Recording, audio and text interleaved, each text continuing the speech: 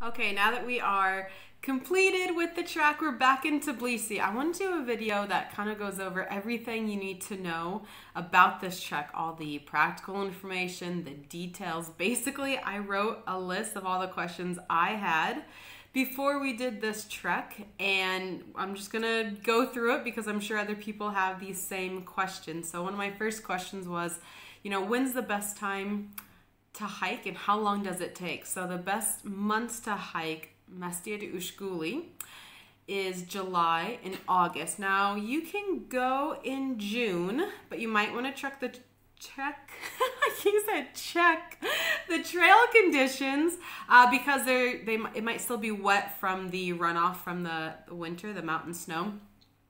You can go, I believe, as late as September, but in September is when families come back that live in the villages in the summer. They'll come back to Tbilisi during the school year, and so you might not have as many options for guest houses. So this is a 4-day trek. Now you can make it shorter if you wanted to. You can take a taxi on either the front end or the back end of it. I don't recommend that.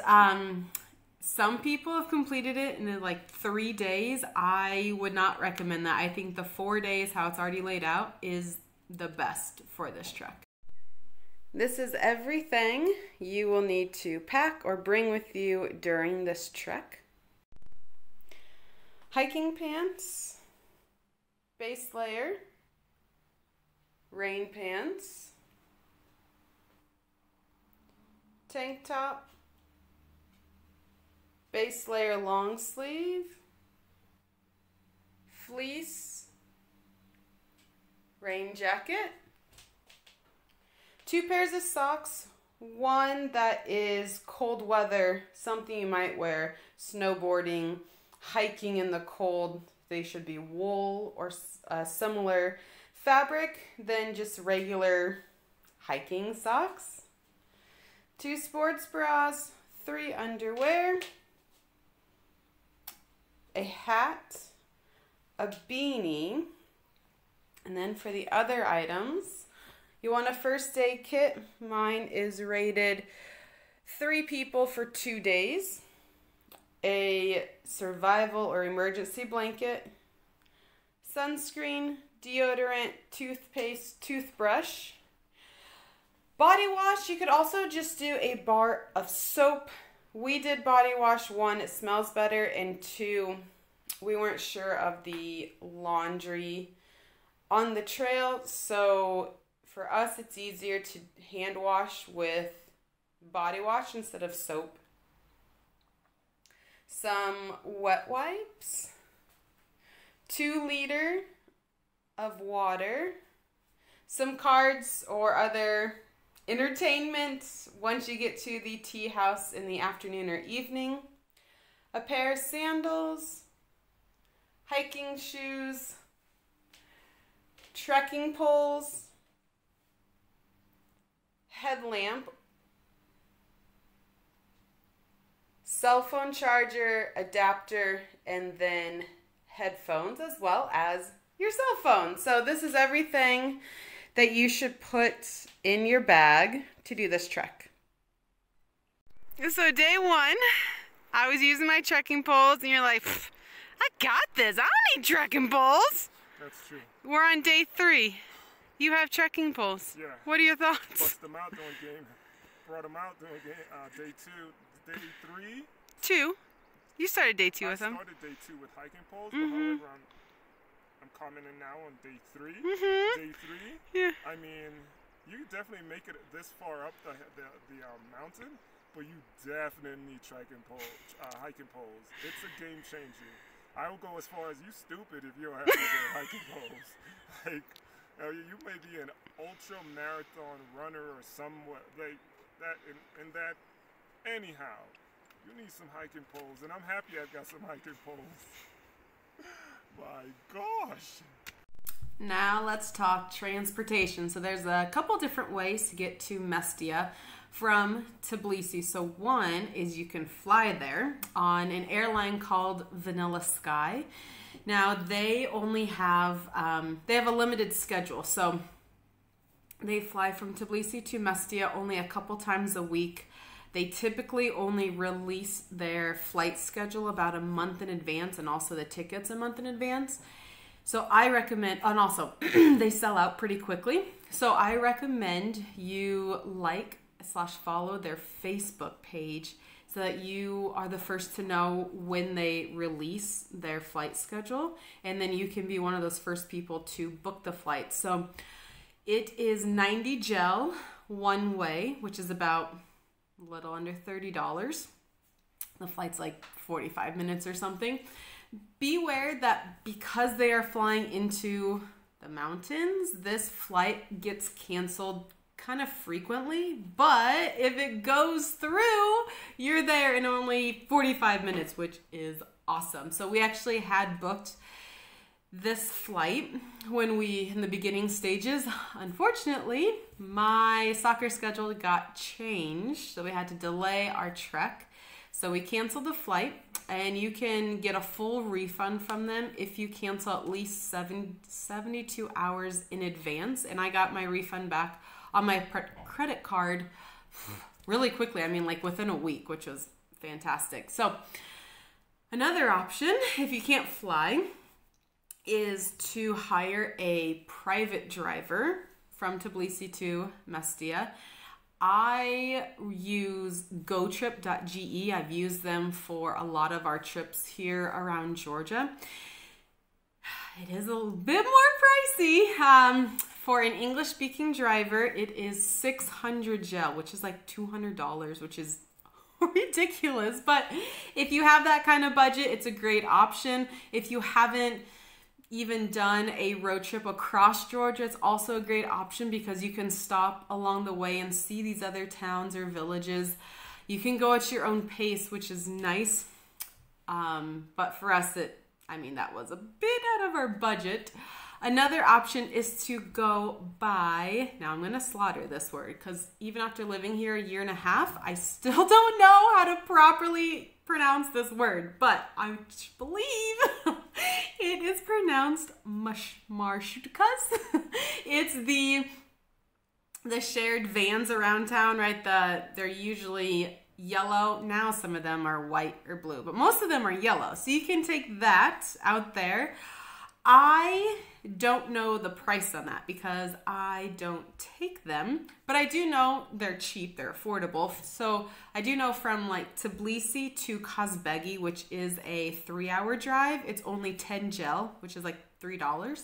So I don't know the price out to Mestia, but I'm sure it's right in that frame. I don't know where you get it. I don't know any of that because I don't take them. I feel, I'm still not used to the driving here. Again, after a year and a half, I'm not used to their driving, and they scare the shit out of me when they're driving, especially on the open road.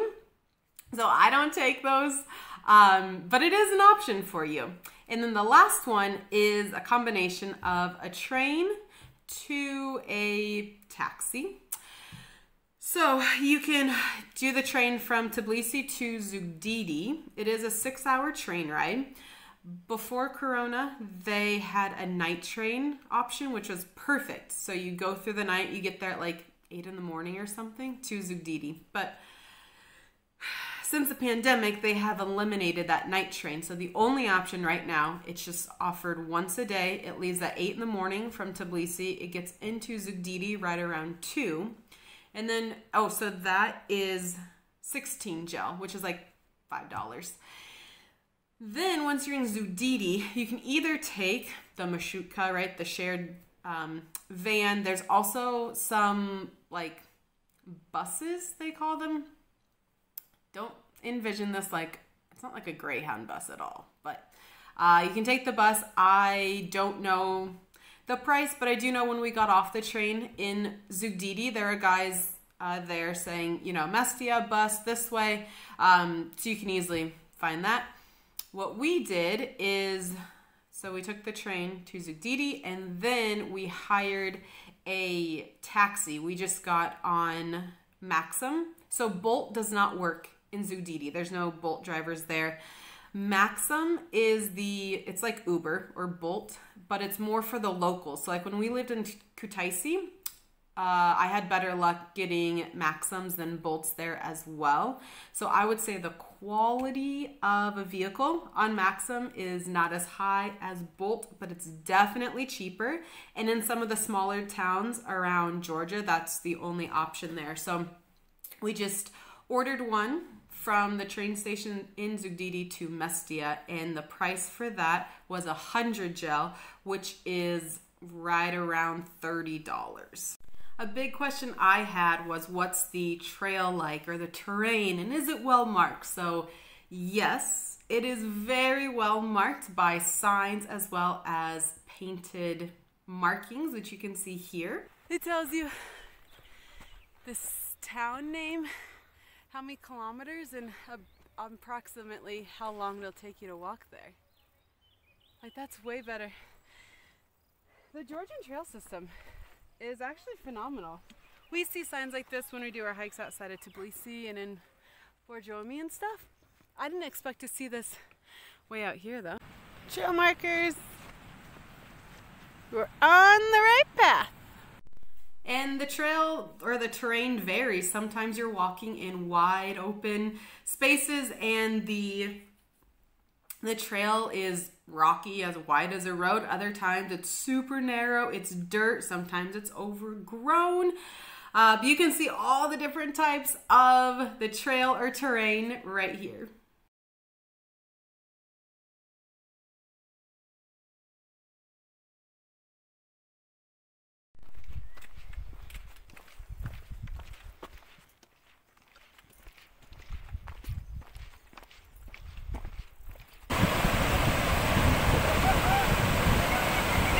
What?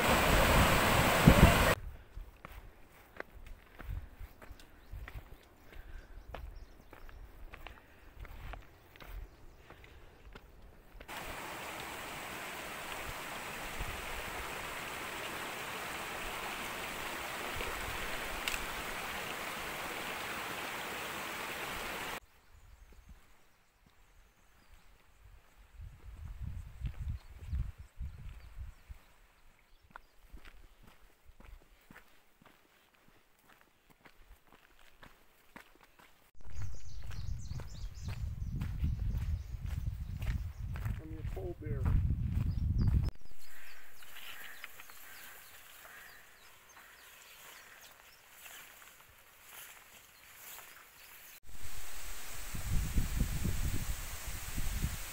This is why you wear long sleeves and long pants on the trek, because there's all these plants around you. So on day 3, between Adishi and Iprali, you will need to cross the river. So if you've done some research before, you might be wondering about the horses there and if it's worth it to use a horse to cross the river. So a couple things on that. One, it is 20 gel for basically 20 seconds to cross the river. That's all the longer we were on the horses. So 20 gel is like $7.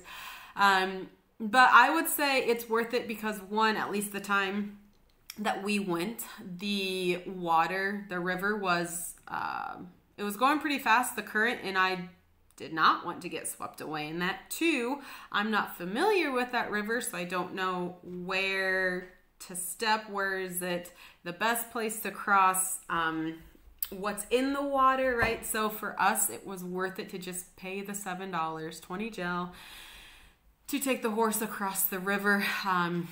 When you're in the guest house in Adishi, that morning that you leave, there'll be people coming around asking, do you want to reserve a horse? You can, if you want. We didn't. We just got to the river crossing. I mean, there's guys standing there with their horses. You can just pay them right then and there. So, I mean, it's up to you if you want to reserve it ahead of time through your guest house. We didn't. And it turned out just fine. So this is what the river crossing looks like when you hire a horse.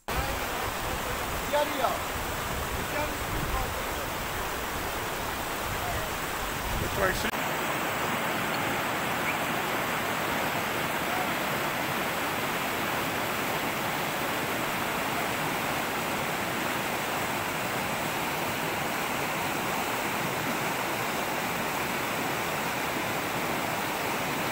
let's talk about food on the trail. So breakfasts were pretty standard with each place we stayed. So we had bread, a hard-boiled egg, or sometimes they were soft-boiled eggs, cucumbers and tomato, that's a common dish here, coffee, tea, and or water. And then some places also had like another option, whether it was some cheese, some ham, another salad. Some of the guest houses asked you when you wanted your breakfast to be served, and the other half told you when it would be served. So when we got the choice, we asked for it to be served at 7 so that we could be on the trail by 8. The ones that told us when it would be served, those were typically served at 8 in the morning, and then we were on the trail by 9. For lunch, you will need to tell them the night before, like when you check in, if you want them to pack you a lunch for the next day. If you get that packed for you, again, this one was also pretty standard. You typically got some bread, a hard-boiled egg, then either a tomato or a cucumber, and it just comes in a plastic to-go container, and then you can find a spot along the trail during your trek where you want to eat it. So you can see this was one of our lunch stops on the very first day. Here's our lunch spot. It's on the side of the trail. We're going to eat our lunch that our guest house packed us. Sandwich.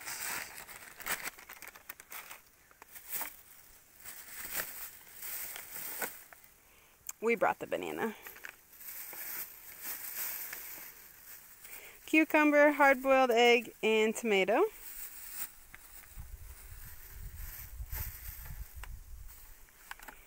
A fruit and a kind of cake.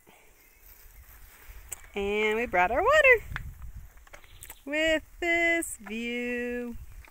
Now, I recommend that you do get lunch to go because there's not really any place or village on the trek to stop for lunch. And when you get to your next destination, they typically don't serve dinner until like 8 o'clock at night. So if you only have breakfast at 7 or 8 in the morning and you don't eat again until 8 at night, that's a pretty long time to go without food, especially when you're trekking, right? You're burning a ton of calories, you need the energy. So I recommend that you do ask for lunch, to-go lunch to be included. So on to dinners.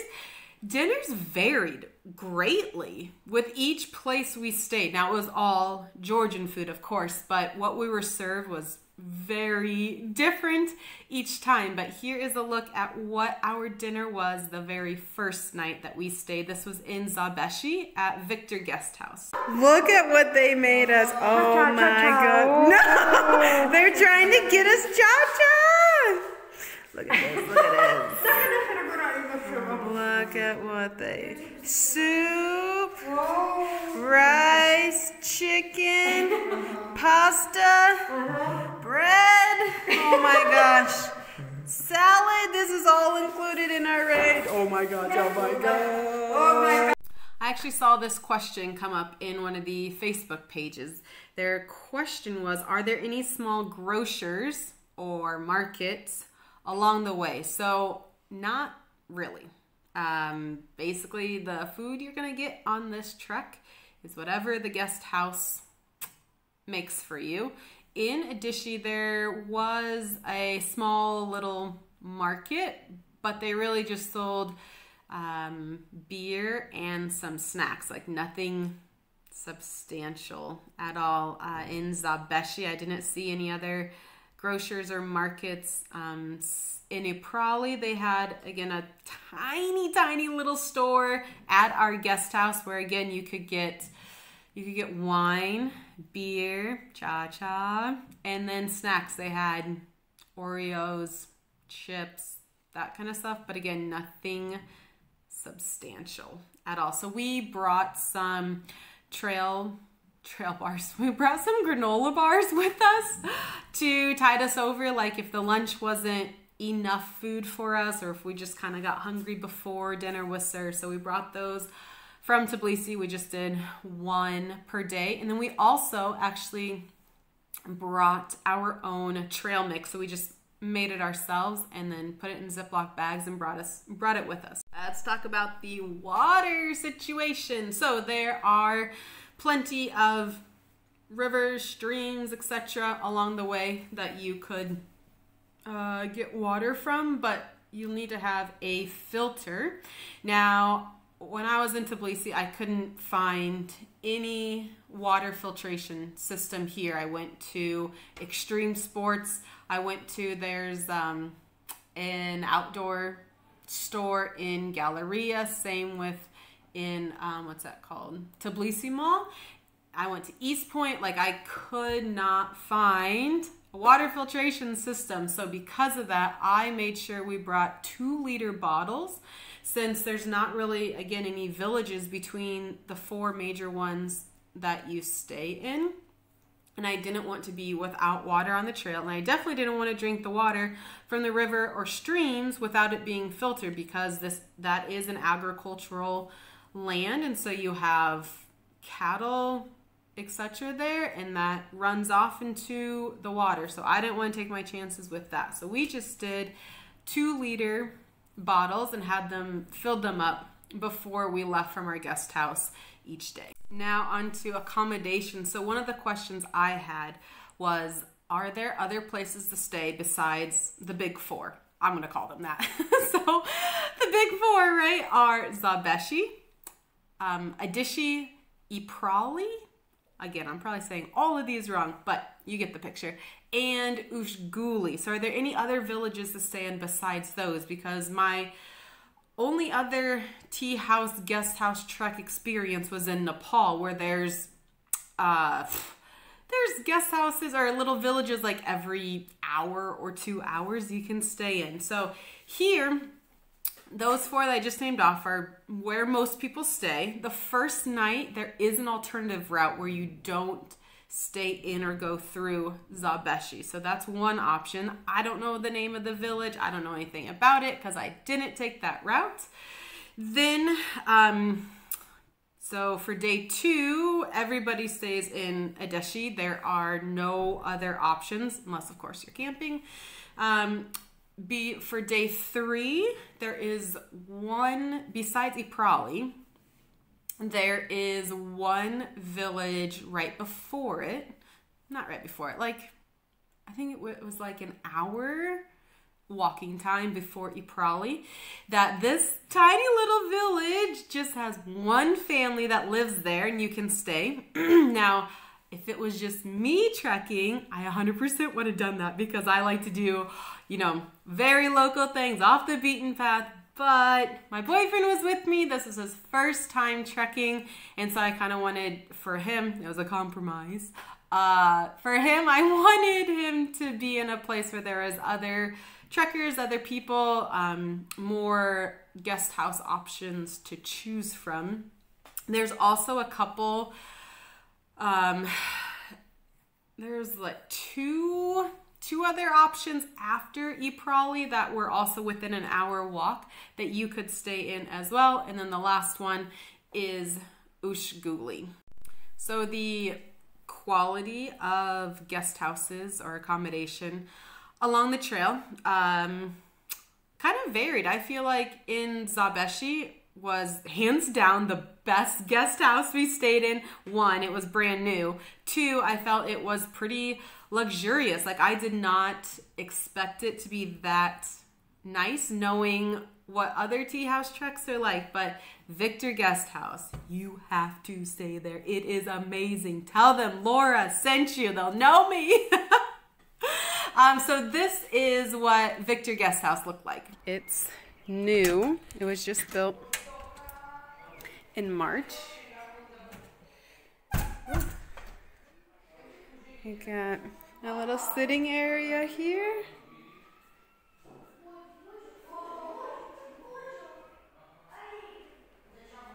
This place is huge. There's the downstairs.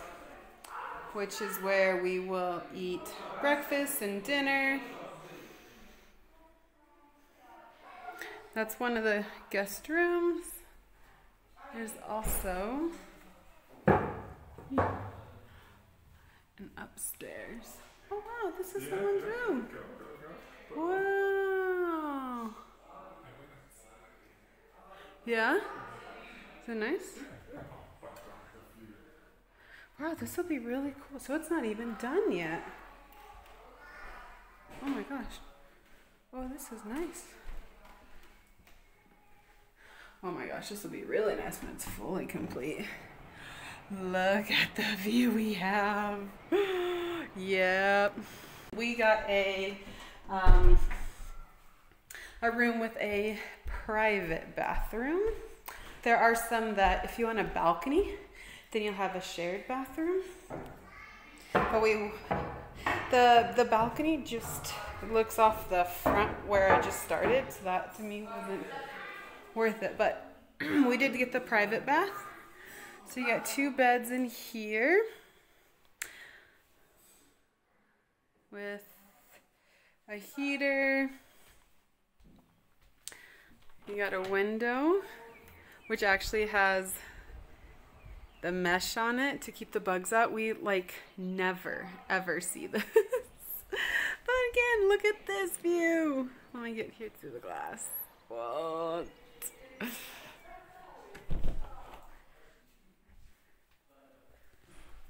And then our bathroom. Got our own water heater, so you know I burnt my skin in the shower like I always do. Like, this is super freaking nice. And then on the other end of the spectrum, I feel like the lowest quality place, the most basic place we stayed in, which honestly is exactly what I thought all of these would be like. So this one is in Adishi. And so yeah, it's very, very basic. Not really much to talk about, but this is what it looks like. This is our guest house for the night. These stairs, super steep. Like, look at this.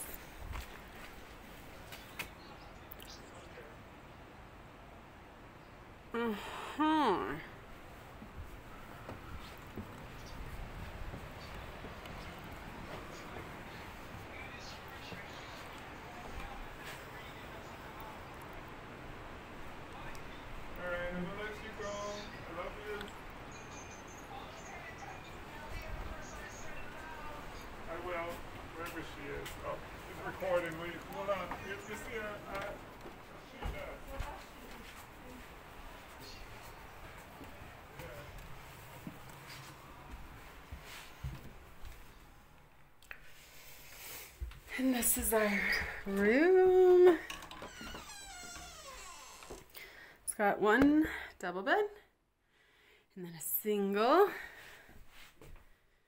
We are paying $60 gel a night per person. That includes breakfast and dinner.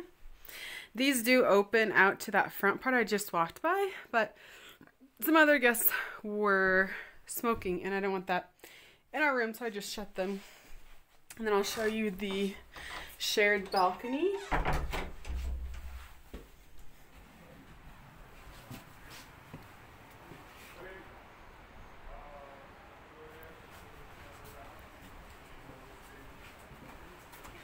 Shared balcony. I totally meant shared bathroom. So there's 2 of them.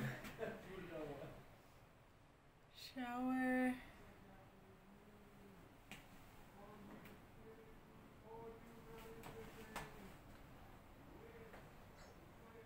And the reason we chose this was for the view.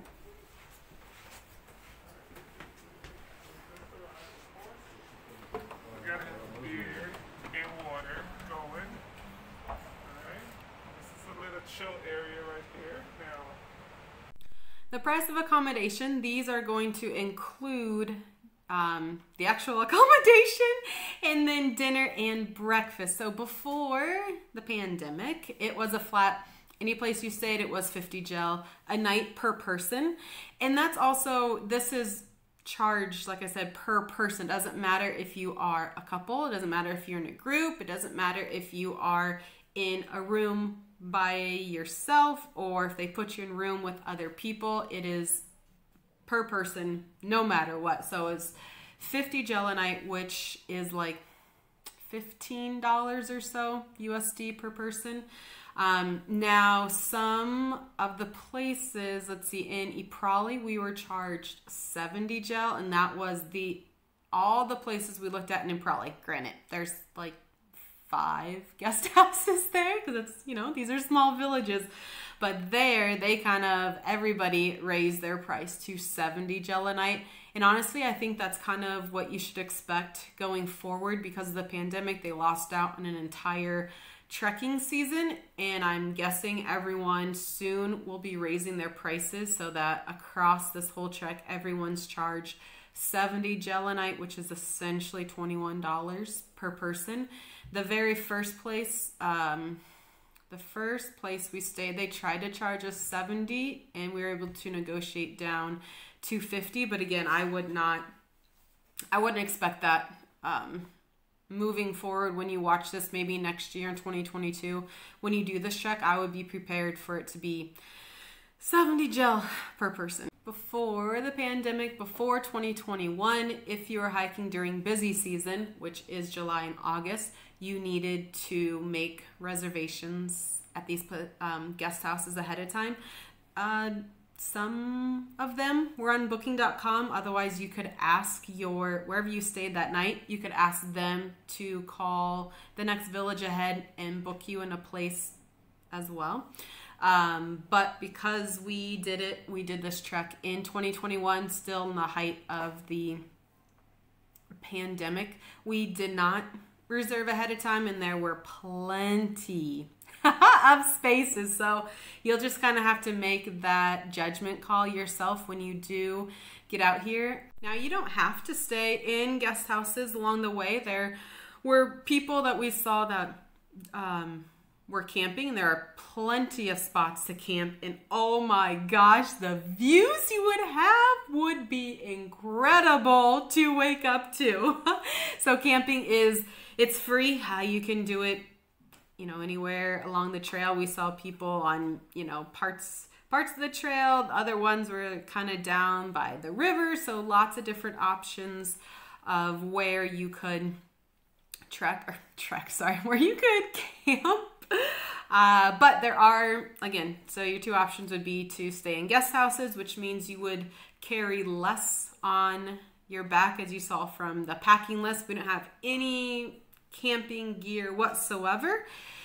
If you wanted to camp, like I said, other people did, then you would need to add stuff to your packing list. Laundry. So I fully went into this trek assuming that we'd have to hand wash our clothes, because again, my only other trek, tea house trek experience before this was in Nepal on the Annapurna circuit and the Annapurna base camp. And there you just hand wash your clothes, and so that's what I expected to do here. So I was pleasantly surprised when there were washing machines in these guest houses. Like, what? It was awesome. Now, our guest house in Adishi, their washing machine was broken, so we did hand wash our clothes for that night. But in Zhabeshi, we were able to put our clothes in the laundry there, and we had to pay a little bit for that. It was 5 gel, I want to say, to do a load of laundry.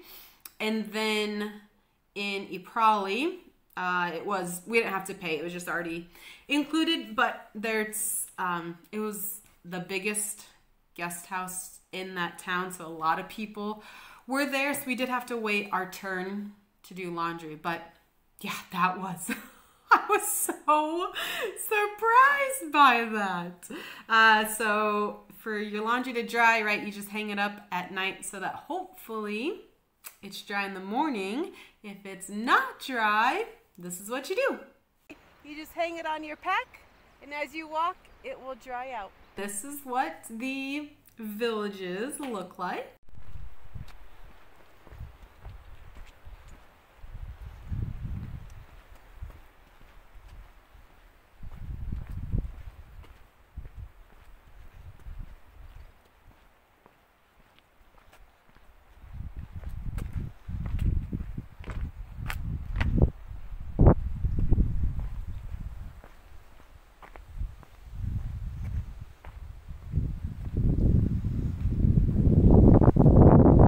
Smells like pigs.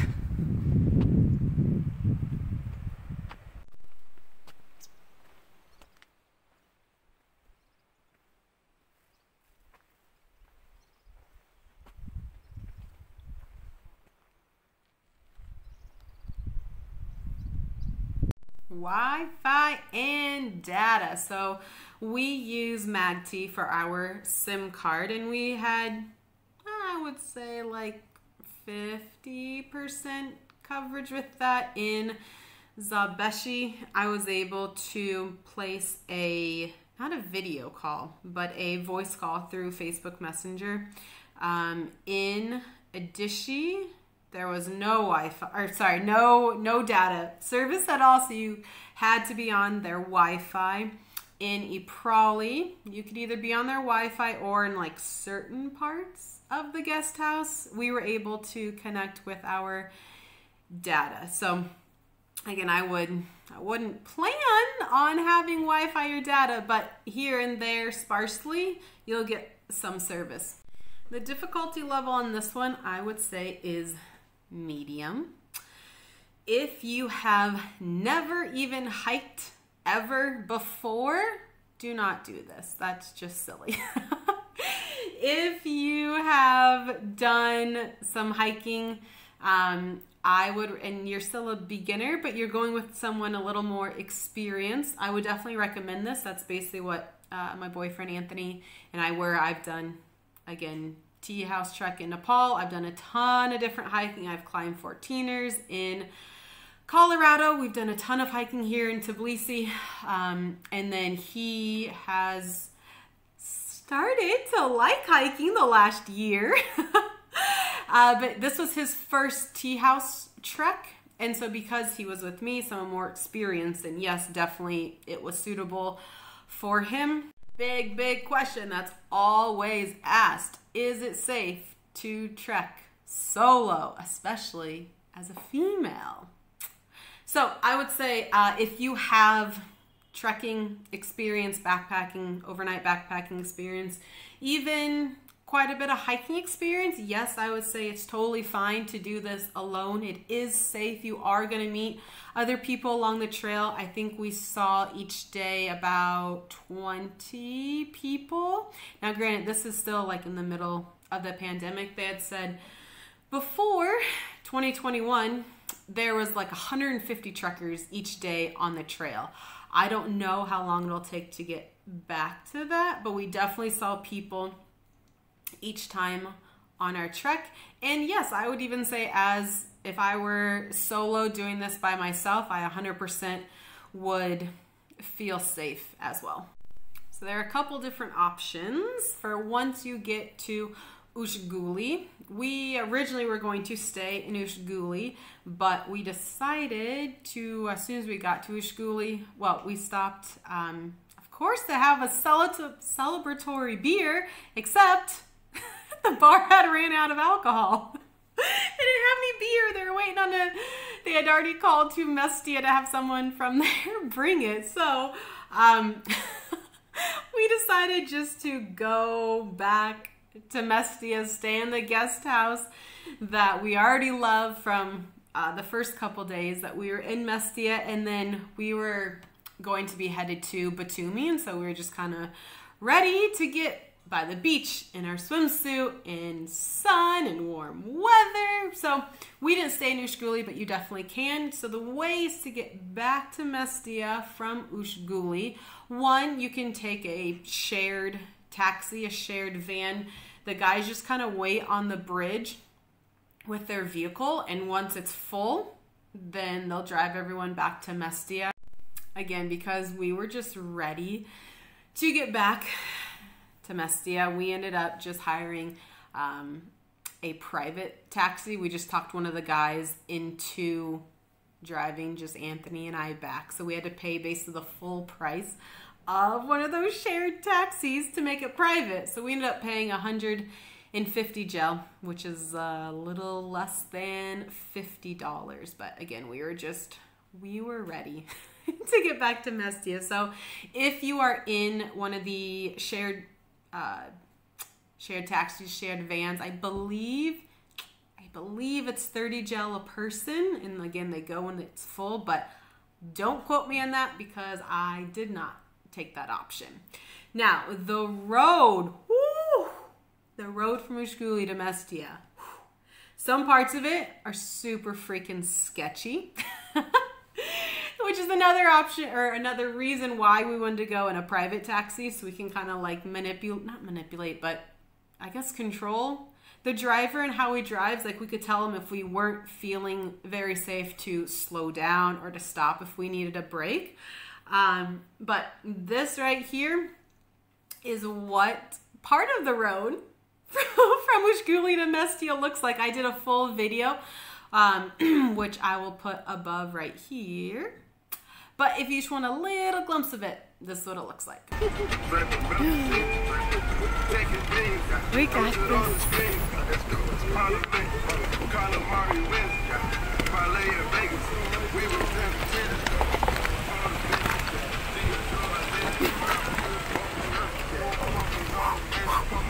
Breathe!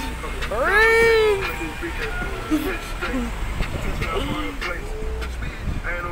Woo! Mama! Okay, we made that one. Okay, and some final tips. If you are new to hiking, especially in the mountains, make sure you start early. Basically every day in the afternoon, right about 3 o'clock, it rains. Whether it says it's going to on the weather forecast or not, it's going to rain, and it sucks being on the trail caught in a storm. So always start early so that 1, you don't get caught in a storm. 2, if you're one of the first people into the next village you're staying in, you'll have all the options of the guest houses on where you want to stay. And then my other tip, this is on your final day after you leave Iprali. They are doing some work on the road because, and I'm not happy about this, unfortunately, they're trying to make it more Ushguli more accessible so that more tourists are there, which to me totally ruins it, right? If you have too many people, then it ruins the natural beauty. But anyway, so they're doing some road construction, and so one of the signs was not accurate. So we ended up walking on this road for like, we had figured it out after we had been on the road for an entire mile. We're like, wait, I don't think this is right. I think we missed something. So don't be like us. So after Iprali, you'll go through those 2 tiny little villages. Don't even know what they're called. Don't even know if they have a name to them. But when you come across this bridge, again, they're doing road work on it. Look to your left. Stay to the left. Go off the road. Do not stay on the road. Go to the left. The sign and even the marking, there's also a painted trail marking there. That was also very, very hard to see. So don't stay on the road. It sucks. There's cars. It's dusty. There's construction equipment. Stay on the trail. Otherwise, if you get too far, I mean, at that point, you might as well just walk on the road the entire way to Ushguli, which again, for us, we don't want to do that. Like, that was super shitty. So we were plenty happy to turn around, walk a mile backtrack to get on the trail. As always, like the video, subscribe for more unique travel adventures. Leave me a comment. Is there anything I missed? Do you have any other questions that I didn't cover? I mean, I literally wrote down all my questions that I had before doing the trek. So let me know if there's anything that I missed. And the next video will be right here in 3, 2, 1.